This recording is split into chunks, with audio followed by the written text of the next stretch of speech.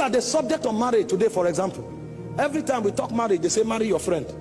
That's not in the Bible. The principles of marriage they teach us today are the things picked from the gutters. What the Western world adopt, that's what the church teaches now.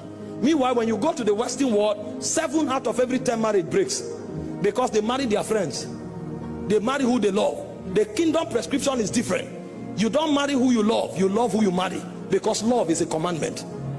But it will take a teaching priest to bring you to that point. And your husband is not your friend, your husband is your Lord.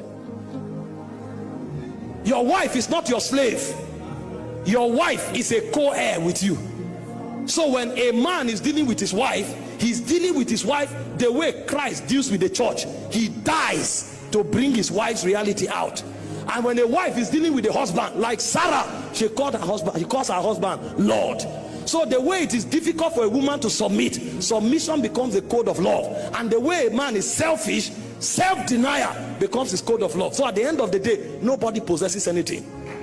It's a kingdom pattern, because when marriage is completed, you will not just have children, you will become like Christ. Because the goal of marriage is to deal with your flesh until you become like Christ. But what the world is teaching is how to coexist together. And so it becomes a mental charade.